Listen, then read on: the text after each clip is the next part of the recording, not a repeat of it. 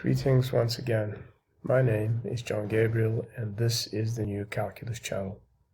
And today I'm going to give you a simplified version of my historic geometric theorem of January 2020 so that those who are beginners at mathematics or people who want to learn calculus but not really as, let's say, enthusiastic about it as math enthusiasts in general. So all you need is really just a high school knowledge of algebra, geometry, and trigonometry. So let's begin. Now, what you need are to do three things. To, number one, construct a magenta horizontal line as you see here, where I'm pointing. And through the green point of tangency, this is a green point of tangency. And then construct a perpendicular to the horizontal, this perpendicular, this green and orange perpendicular, through the red endpoint of this non-parallel secant line, okay? And then number three, to construct a line parallel to the horizontal, in other words, this line here, this black line, that passes through the point of intersection in a point of intersection of the perpendicular and also the green tangent line. So that's all you need for constructions. Three simple little constructions, and it'll work for any smooth function, by the way. It doesn't matter whether it's trigonometrical, exponential, logarithmic, scientific, transcendental. It will work for any particular smooth function. Okay, so let's see the proof quickly. So we have two angles here. The green angle is A and the red angle is B. The orange angle is B, this angle here. And I suppose if we do that, whoops, you'll be able to see that a little bit better. Okay, so this is the orange angle and the green angle. And so we know from a simple trigonometric formula that the tan of A plus B is equal to the tan of A plus the tan of B over 1 minus the tan of A times the tan of B.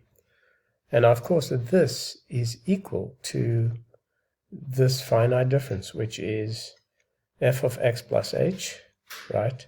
This whole line here, minus f of x, which is this ordinate here, divided by h, okay? So that's pretty simple. And of course, as you can see, that equates to the green line, f of 2 plus f of 1, which gives us simply f of 2 over h and f of 1 over h. Now we know that the tangent ratio of A is the tangent line slope given simply by this green line over the magenta line. And it doesn't really matter where it is. It'll always be the same, right? It doesn't change. The only time it changes is if we move the point somewhere else, okay? And it doesn't really change. It will just have a different value. I hate that word change because mainstream academics use it as if it really means anything. It doesn't. There is no such thing as an instantaneous rate of change or a rate of change. That's all nonsense. Now, since this is equal to f1 over h, this finite difference, plus f prime of x, it follows that the difference between this expression and the derivative is equal to f1 over h, or an expression which I call q of xh. So f2 over h depends only on the value of x because f2, this f2, is given by any of these y ordinates, okay? So if I had to draw those, it's simply by any of these y ordinates of the tangent line. Any of the y ordinates of the tangent line. That's all it is. So now f of 1 over h, this f of 1 over h depends on the value of x and h, because f of 1 is equal to the difference of f of x plus h minus f of 2, right? So f of x plus h is the whole line, and f of x plus h minus f of x is the whole line. And of course, if we take away f of 2, then we have f of 1. And that's the simple proof, right? So interactively, this is what it looks like. We have the slope of the non-parallel secant line here, which is this red line here, equal to the slope of the tangent, okay, the slope of the tangent, which is in green, plus the difference. Now, note that you cannot just simply say, let me take the tan of this to get this, which it is true you can, and the tan of this to get this, but you cannot do the same with the difference, okay, because this formula here is not true, okay. The tan of A plus B is not equal to the tan of A plus the tan of B, and neither is the arctangent equal to the arctangent of A plus the arctangent of B. So this expression here, the tan of 11.492, etc. degrees, is not equal to this. Right, so here what we have in this first expression is the slope defined in terms of rise over run, as Newton did it. And of course, if you had to take it in terms of angle, which is the arctangent, then it's this expression over here. And I've color-coded it, so what I suggest you do is you download this applet, and you try it with different functions. And the way to do that is you click on View in Algebra, and you just simply change this over here to whatever function you like to see how it works, okay? So it's pretty simple.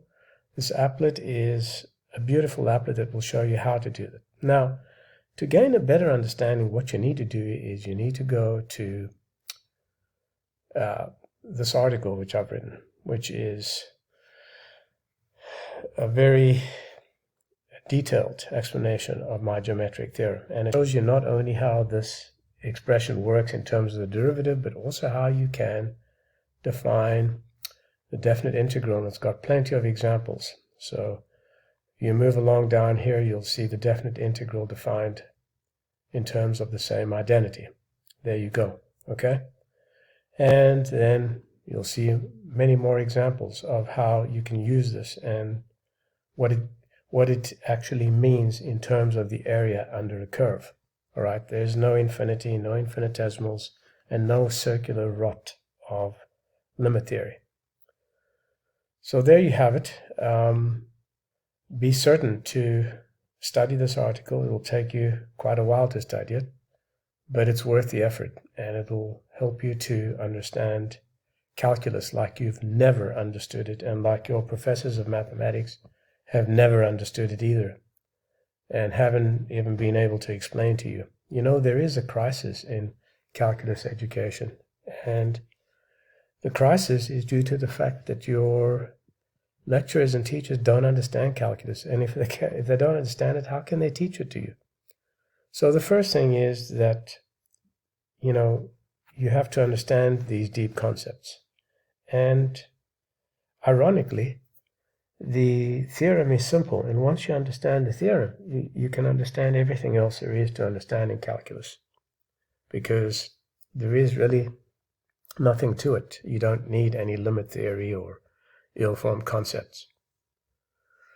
So I encourage you to study these links that I'll place in a detailed section, to download the free applets, and to spend time using them to see how they work with any smooth function. By the way, calculus is both null and void unless you have a smooth function. You can't use calculus in any other situation. You need to have smooth functions, and that's something your moronic math teachers and lecturers haven't been able to tell you because they don't know.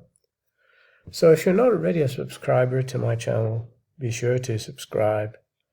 Be sure to spread the news, tell your friends about it, and if you want to donate some money, go over to my Odyssey channel, to which I'll also place a link, and you can either donate euros, dollars, or any other currency of your choice, or credits, and I could use that.